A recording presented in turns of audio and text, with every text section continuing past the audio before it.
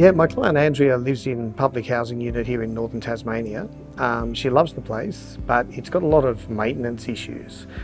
She's brought them to the attention of the service provider that manages the property, and they make promises sometimes they just ignore her, but nothing gets done. So it's really frustrating. One of the big problems is she's on a sloping block, and every time there's heavy rain, the unit gets inundated. The carpet's soaked, it smells. She's got a toddler, which doesn't help because she wants to play on the floor, so you can imagine living like that. She's brought it to their attention time and time again, nothing happens, and then every time the rain comes, more flooding. So she's really frustrated, as you can imagine, and she just didn't know where to turn for help.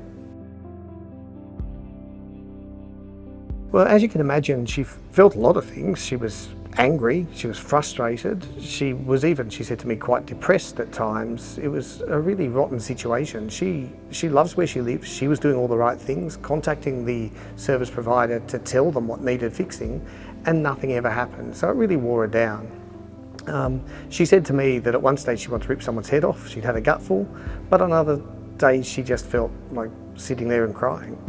But then Andrea made a good move. A friend of hers had been helped by Advocacy Tasmania in the past. She told Andrea to contact us, and she did. Well, she was allocated to me as an advocate, and although these problems are big for our clients, they're bread and butter for us. We deal with accommodation providers day in, day out. There's a lot of them not doing the right thing. So I arranged to meet with Andrea. We had a really good chat about the problems and how they affected her. And then we discussed the options open to her to try to get this fixed. Well, Andrea decided that it would be better if I contacted her housing provider. She felt they really hadn't listened to her, and she was feeling nervous about talking to them. She really wanted me to contact them and apply a bit of pressure. I did, I rang them, and we made an arrangement to meet at Andrea's house with her, myself, and someone from the Housing Authority.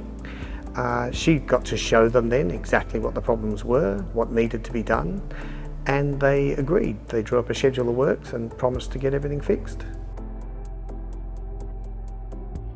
Well, it all looked great, but it wasn't the end of it. Unbelievably, they didn't do the work they promised to do. They'd written out a schedule of works and they just didn't stick to it. So I met with Andrea, we had a chat again, and we decided we'd go back to them, demanding the work be done, but that this time we'd also include a copy to the Minister for Housing. That shook things up, and half of the repairs were done within 48 hours.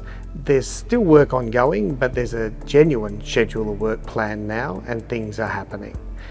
But it's nuts that someone should have to write to the Minister for Housing to get basic maintenance done on a house they're paying rent for. It's just not how it should be. Well, at a practical level, it meant she's got safe fencing, lighting, cooking facilities at last, and when winter comes, no more flooding. It also meant that her daughter can be safe in her house, which was something that was really bothering her. She said to me that she was stoked to have so much done already and the rest on a proper schedule. But she also said that if it was left to her, she was really getting to the stage where she would have given them a spray. Not that they wouldn't deserve it, but she was happy to have an advocate who could stay calm and make it happen. I really enjoyed it. The great thing is the result. We got a win, the work's being done.